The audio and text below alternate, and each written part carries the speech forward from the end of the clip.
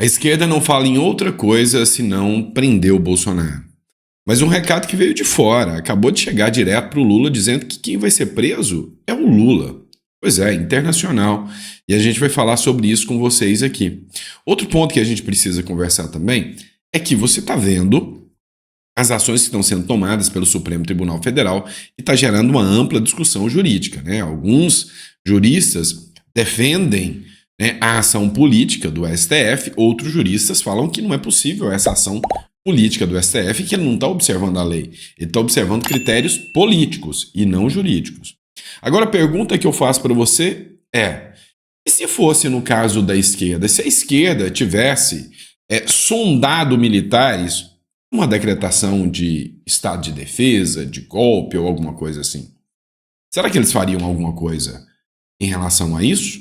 Pois é, vou te trazer a resposta nesse editorial. Tem muita coisa importante, então não esqueça de se inscrever, curtir, compartilhar, isso é sempre importante pra gente, tá bom?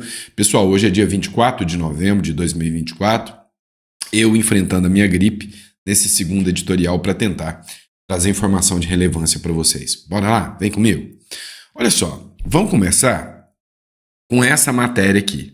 Antes de entrar na matéria, só quero lembrar vocês que o livro Segredos Milionários dos Leilões está disponível para você clicar e fazer o download do livro, tá? Então, você acessa o livro e paga o valor que você achar justo e aprende a ganhar dinheiro com imóveis.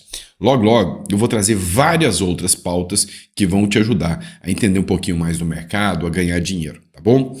Vem comigo. Vamos lá na matéria. Exército foi sondado para decretar estado de defesa, diz general. Olha só essa aqui.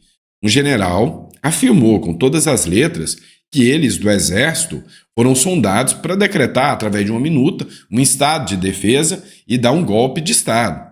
Segundo o general Eduardo Vilas Boas, né, políticos da esquerda fizeram a consulta nos dias que antecederam o impeachment da Dilma Rousseff. Opa! Então quer dizer que antes do impeachment da Dilma Rousseff, militares foram procurados pelos políticos de esquerda se ela poderia decretar um estado de defesa só para não ser empichada? Seria isso um golpe? Então, assim, é óbvio que eles tratam as coisas de forma diferente. Por que o Bolsonaro não decretou um estado de defesa também? Né? É o mesmo peso? É a mesma medida? Não, não é. O que a gente percebe? Uma narrativa, né? Criam uma narrativa e trabalham muito em cima dessa narrativa para que aos poucos vai sedimentando na sua cabeça, de forma que mais cedo ou mais tarde eles vão atuar. Hoje, se acontecer uma prisão do Bolsonaro, a grande parte da população vai encarar isso como normal, porque desde 2023 eles vêm falando nisso, ou seja, vem sedimentando na cabeça das pessoas. E aí eu vou trazer um furo de reportagem para vocês. Vou trazer um furo de reportagem. Se eu fosse um militante da Globo, a matéria seria a seguinte: Bolsonaro acaba de cometer racismo e vai em cana. Esse é o furo de reportagem, se você observar essa matéria aqui. Dá uma olhada. E aí, presidente, como é que tá o caldo de cana? De graça, pô, tá excelente. E aí, chocolate? E aí, chocolate? Beleza. O Chocotone? Olha só que absurdo, chamou ele de Chocotone, né? Parece que o cara não tá infeliz com isso, né? E tá tomando um caldo de cana, né? Tá em cana, né? Então, assim, hoje, eu fiz essa analogia aqui para comparar uma coisa para vocês. Tudo, né, que a imprensa militante queria era que eles continuassem sendo os donos da informação. Antigamente, a informação só chegava através da militância da redação. Seja ela verdadeira ou falsa, era a única informação que chegava até você. Se eles dissessem, né, que o Bolsonaro era um tremendo de um golpista, todo mundo, como foca, ia aplaudir. Hoje, não é assim que funciona. Hoje é o contrário. Quando a imprensa diz uma coisa, você tende a observar para o outro lado, porque você sabe o quanto a imprensa é tendenciosa. E aí, olha só, são as imprensas alternativas, como a Braddock Show, que começam a trazer algumas informações que valem a gente discutir aqui com vocês, né? Olha só essa matéria. Eles estão querendo tirar todo e qualquer adversário para que o Lula tenha mais 4 anos de gestão. Então, o Kassab falou que torce pelo Lula e que o Tarcísio vai ser governador. Ele vai ser presidente, mas só em 2030. Ah, não. União Brasil falou que não pode trair o apoio do Lula e que não vai lançar o Caiado como governador. Isso foram palavras do Elmar Nascimento, do União Brasil, liderança do União Brasil. Só que quem dá a palavra final é o Antônio Rueda. Então, o que eu observo? Vão minar todos os nomes fortes, né, para poder deixar o Lula ficar mais 4 anos. E aí o Brasil não aguenta. Tá? Lembra, se o Lula ficar mais 4 anos, entenda aquilo que eu sempre falei para vocês. Você até vota, né, para o comunismo, para essa galera da esquerda entrar, mas para sair não vota não. Tá? É igual o caso do Maduro, Dias-Canel, né, em Cuba, o Ortega na Nicarágua. Mas vamos lá, o Tarcísio ganha do Lula de lavada. Dá uma olhada. Em São Paulo, Tarcísio é aprovado por quase 70%. Lula tem rejeição de 54% do eleitorado paulista. A diferença é grande demais. Muito grande. Entenda, a aprovação de Tarcísio é de 70%.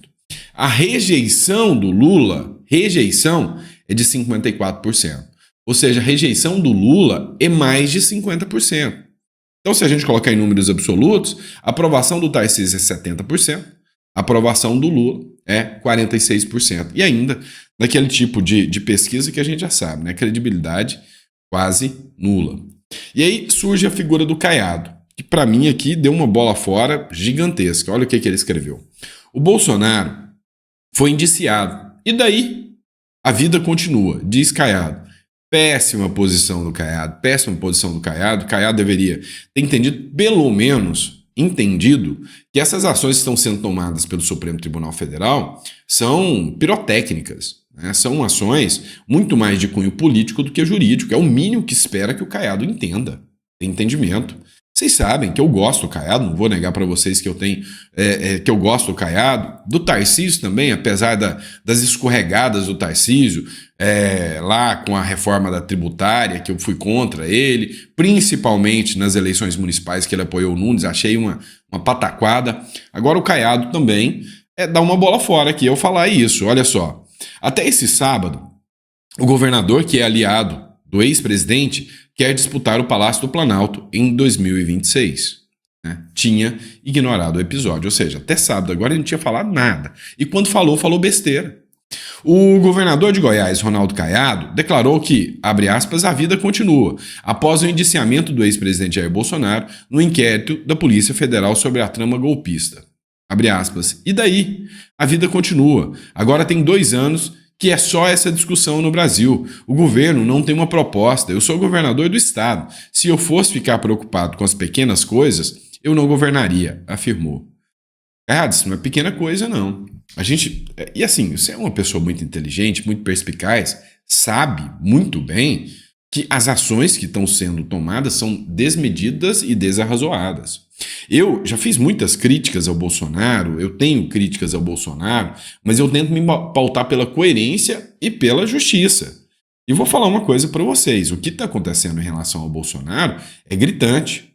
Se o Caiado não consegue observar que um juiz não pode ser vítima, julgador, persecutor no mesmo processo, eu não consigo entender aonde está a lógica dessas pessoas.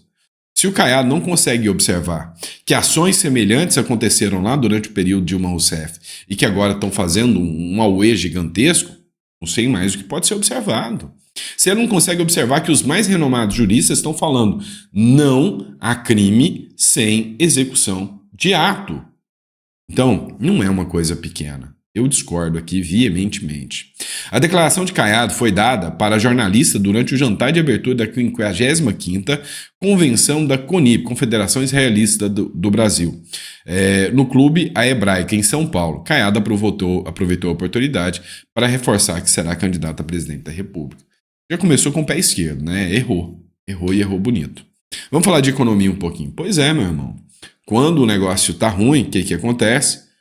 A galera vaza, a galera some. Olha só, a Nubank estuda mudar a sede no Brasil para o Reino Unido. é um grande banco, uma grande instituição, não é que ela vai sair do Brasil. Tem muita gente achando que ela vai sair do Brasil. Não é bem isso, eu vou explicar.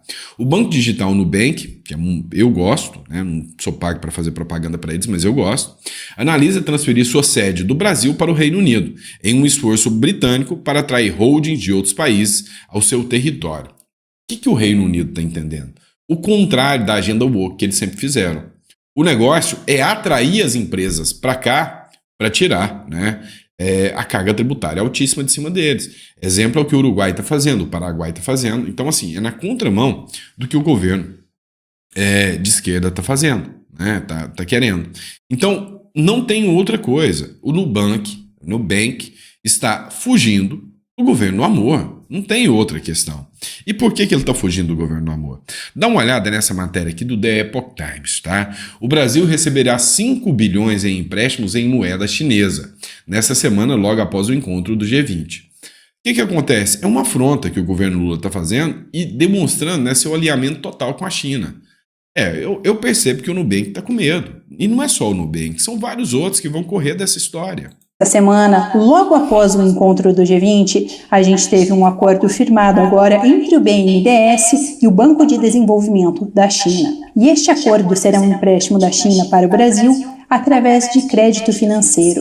E será o primeiro acordo fechado em moeda local, que será através da moeda chinesa, que é o renminbi. Vamos lá, vamos pensar isso. O renminbi é uma moeda que a China criou aí, né? Todo mundo era acostumado com, acho que era ien, né? Agora criaram os renminbi, né, o Drex deles. O Brasil aqui vem seguindo essa linha.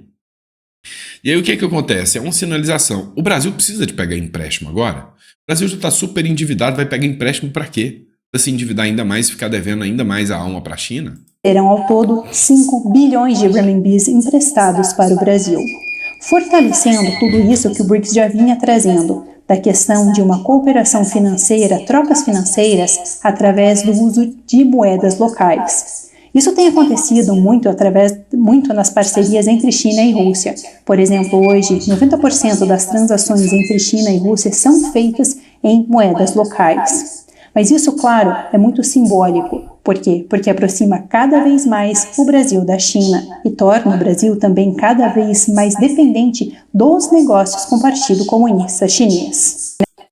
Pois é, se isso aí não é um recado para você, que o Brasil está cada vez mais vinculado ao Partido Comunista Chinês, cada vez mais dependente economicamente, eu não sei o que dizer. Por isso que eu já fiz um vídeo aqui falando sobre o Drex para vocês, o risco de tudo isso. É perigoso, né? É muito perigoso. E vamos falar do âmbito internacional agora, né? Vamos começar falando disso aqui.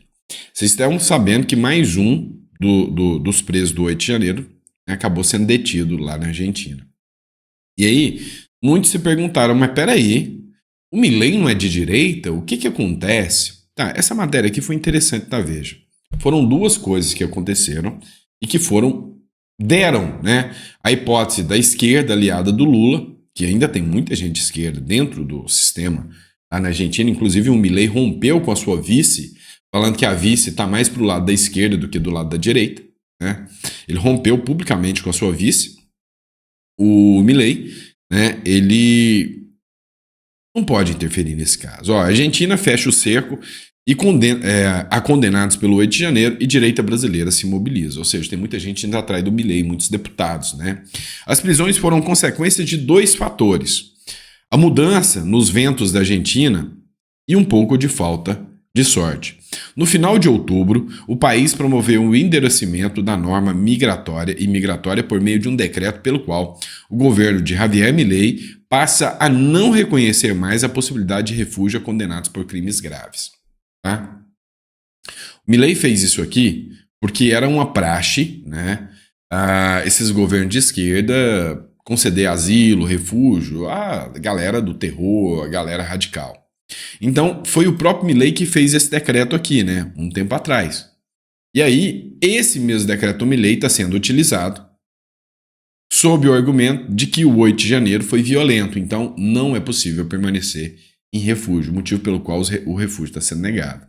O que era ruim ficou pior para os brasileiros, em especial os que defendiam o golpe contra Lula e a intervenção militar. Eles sempre tratam assim, né? A Veja, né? Quando, por sorteio, foi designado o juiz federal Daniel Refecas, que tem uma carreira toda marcada pela defesa de direitos humanos e da democracia, né?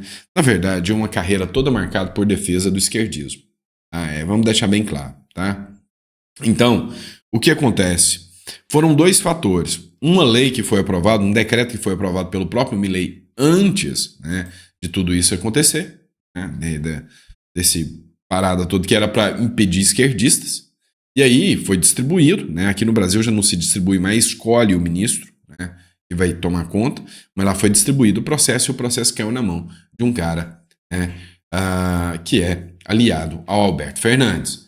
Aí eu vou te perguntar, não, mas Sandro, lá também será que não foi distribuído? Será que também não foi escolhido? Será que não fizeram uma armação? Meu irmão, a esquerda lá está no poder nos últimos anos todos. Os juízes foram escolhidos pela esquerda nos últimos anos todos. Então, assim, a chance é de 80-20 de cair na mão de alguém que era esquerdista. Tá? Simples assim. Vamos ainda de notícia internacional, tá? Tá rolando hoje a eleição lá no Uruguai. Isso muito me interessa. Para mim, o Uruguai é um dos países com o melhor IDH da região. É um país que, para investidor, ele é maravilhoso. É um país que, para quem não quer pagar tanto imposto, é estrangeiro. É um país que te abre as portas para você chegar no país e fazer investimento. Então, é um país muito bom. Hoje, eles estão definindo, né, qual vai ser o futuro. E lá tem dois candidatos, né? Eu tenho o Yamandu Orsi, que é o da esquerda, da frente da esquerda. E eu tenho também, né, o Delgado, que é o sucessor do Lacalle Pou. O Lacalle Pou que é muito bem quisto. Lá não cabe a reeleição. Se houvesse a reeleição, é bem provável que ele ganharia. Mas como não cabe a eleição, ele não pôde concorrer novamente. Eleições. O Uruguai vai às urnas escolher entre conservador e esquerdista. Os uruguaios voltam às urnas nesse domingo, no segundo turno da eleição presidencial. A escolha é entre a continuidade do governo de centro-direita de Luiz Lacalle Pou, por meio do candidato conservador Álvaro Delgado, do Partido Nacional, ou uma guinada para a esquerda, do ex-presidente José Mujica, com o candidato esquerdista Yamandu Orsi, da Frente Ampla. Então, com o candidato de esquerda. Então, a gente vai estar acompanhando. Torcemos muito para que a esquerda fique fora do poder, né? Torcemos muito que as medidas de austeridade que o Uruguai vem implementando são muito boas, né? Mas lembrando a vocês que a esquerda do Uruguai é muito diferente da esquerda radical do Brasil e da Argentina, mas é muito diferente, tá? Muito diferente mesmo. Vamos lá, por fim, mas não menos importante, eu já tinha até tratado dessa informação aqui, né? Mas volta a refrisar isso aqui. O líder da direita fala em prender Lula caso vire premier.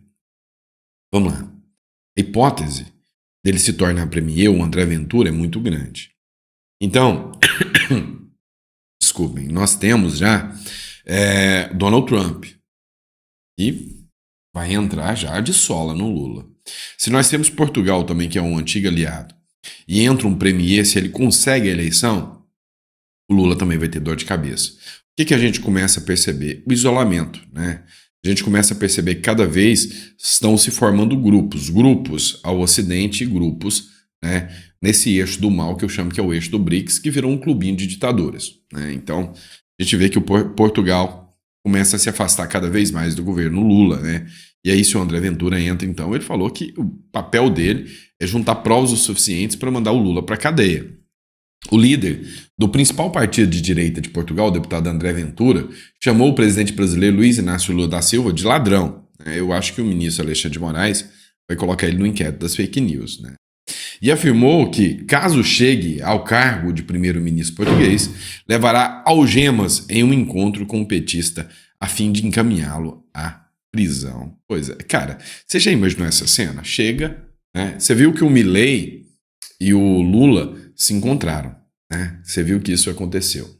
E aí o Milei com a cara fechada dele, o Lula com a cara dele fechada também, uma situação constrangedora.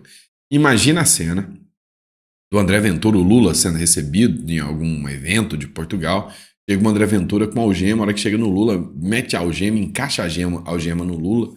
Já pensou que boteco esquisito que isso vira? Né? Eu tô matutando aqui essa cena na cabeça. Não, vou encontrar o Lula. Estende a mão ali, ele já vem. Pronto, filho, você tá preso. Leva aqui dentro do meu país, você já era. Pois é, não sei se isso vai acontecer, mas que eu consegui vislumbrar a cena aqui, Ah, isso eu consegui, eu achei interessante. Bom, e é isso, pessoal. Espero que vocês tenham gostado. A gente volta daqui a pouco com mais um editorial. Que Deus te dê uma mesa farta, repleta de bênçãos para você e para toda a sua família. E antes de mais nada, te dê muita saúde, tá? Só quando a gente tá capenga, assim, né, que a gente sente a falta da saúde e o quanto a saúde é importante, tá bom? Tô custando gravar os editoriais hoje para vocês. Abraço, fiquem com Deus.